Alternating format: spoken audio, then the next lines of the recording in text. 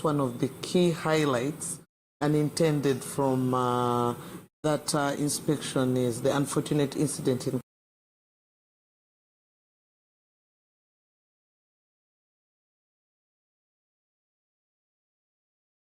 Kabale.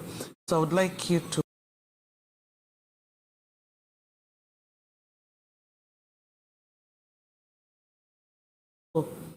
I mean, they can see you, but just give reassurance. Me, when I came in office, my first interest was how best do we better the environment for artisanal miners.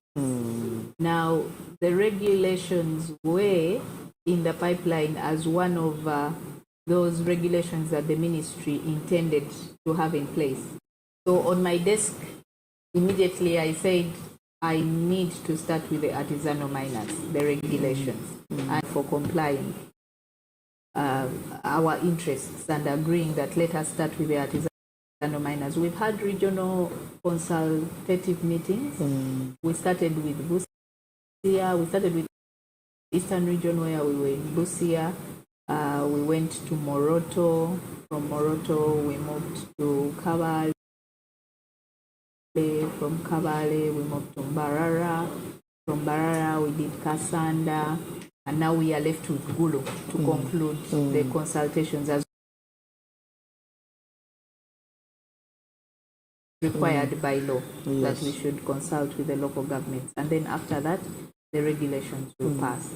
Now, artisan miners, why are they the interest of government for them, but also ensure that we strongly promote sensible, responsible, and sustainable mining that is indulging people to see that they are not just looking at the economic benefits of being mined at a lower level, but also protective of the environment and also promoting government interests at the same time. So far, the consultations have gone so well. We've had quite a number of very insightful inputs from the miners themselves. And the new mining law well categorizes the different streamlines of miners, from artisanal miners to small scale, medium, and large scale. Now, artisanal and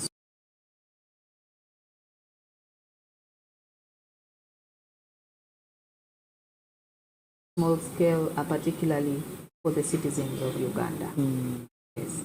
And I am glad that the regulations are almost in place. The process is almost complete, and it will be a good start for us towards streamlining the sector. While we were in Kabale, the day after Kabale, we had a very unfortunate incident. The incident happened in between Rwanda and Chisoro. That village is in between Rwanda and Chisoro, where National Cement Company was reported to us by the Steam Investments, the complainants. Steam Investments holds the exploration license in the area, and National Cement Company has the surface rights because they bought the land. And that is a very clear message for us to capitalize on, to re-echo to everyone out there that surface rights are not mining rights. It is very clear that minerals in Uganda are not owned by individuals. Minerals are owned by government. Yes. And constitutionally stated. The fact that you owned land, you right. When we reached on section and everything, I gave directives that the mine should be closed, the equipment should be confiscated, the technical team should ascertain the extent to which mining had been done, so that we can levy a fine on them for illegal mining. On our way out, a number of about 4 extra security guards tried to block block our exit, and they cocked guns at us, despite the fact that the police car was the one leading our convoy. And we had a lot of security that had moved with us. I mean, we had the mineral police provoking that security guards would have the guards to cock guns at police.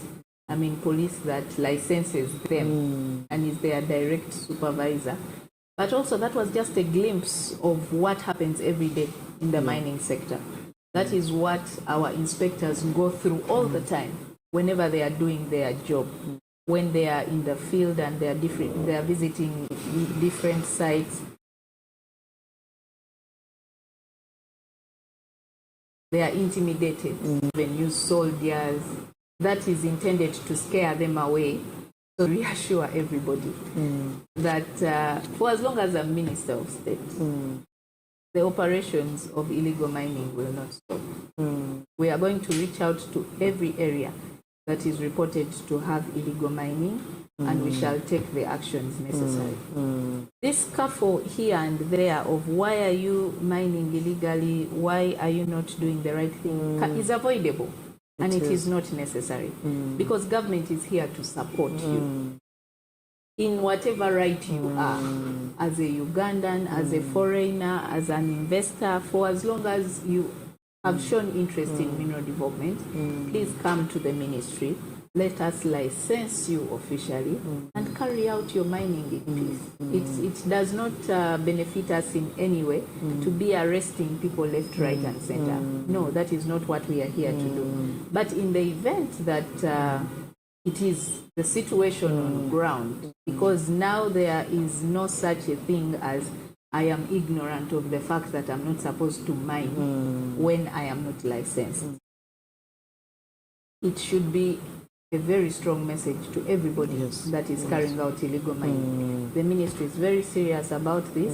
That is why we are working on the regulations to see that the sector is streamlined. Please make our work easy. Work with us as much as we are willing to work with you. Honorable, doesn't that speak to how much security we need with the mineral police? If our inspectors should also have security, having experienced and maybe had a better appreciation of these challenges in this sector? Yes, definitely. On my coming into office, the mineral police was very underdeployed. My first visit to Mbarara, I found out that the entire sub-region of Ankole had only 5 mineral police staff. How do you expect 5 mineral police staff to be able to curb illegal mining with all those porous borders that we have? It is impossible. But I'm glad now that together with the commandant of mineral police, we've been able to advocate for additional personnel. Right now their numbers have been increased fairly well, and we intend to have even more added on to the mineral police unit, because we really need to have them functional, and functionality can only come with the numbers, because the borders are very porous. It is public knowledge that many of our minerals are being mined and smuggled into Rwanda. And as we work towards seeing that we put in place a working monitoring system, a technological one, we need to first start with the personnel on ground, seeing that we can hold as much smuggling as we can. Honorable, in your interaction with the artisanal miners, I'm sure there was a lot of feedback on maybe how different we should do things, what issues should be addressed. Could you perhaps share how this feedback could be used, or others that we could pay attention to? The greatest challenge that artisanal miners face is capital necessity.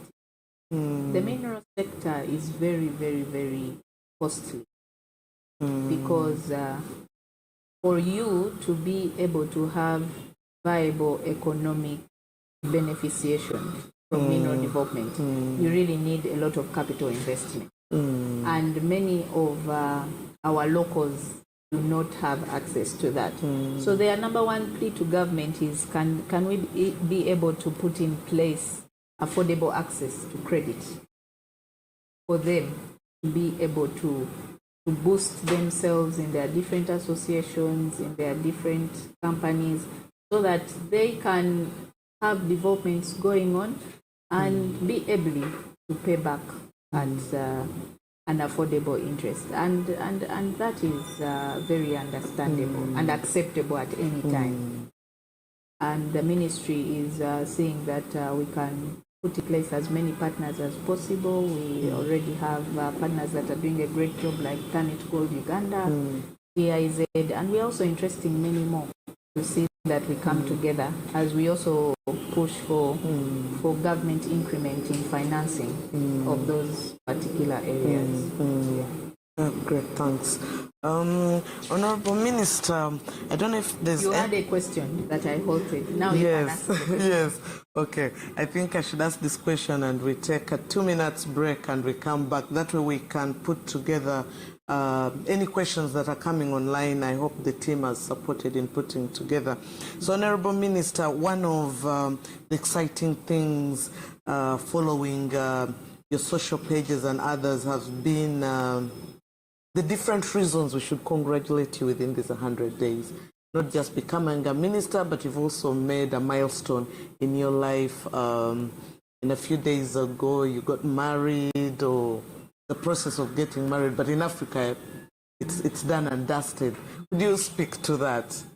Because so many people are asking about that, how it feels and things like that. Yes. It surprises me that it attracts the attention of many, but yes, on the 29th of June, I got officially engaged, and my love nigga, like people call him. My love nigga officially visited my parents' home to initiate the marriage process. Yes. There have been lots of complaints of, oh, you didn't invite us, why was the ceremony exclusive?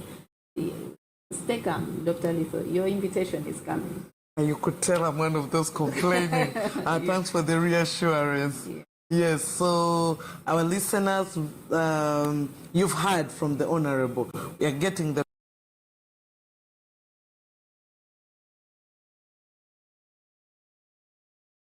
ask that we take a 2-minute break.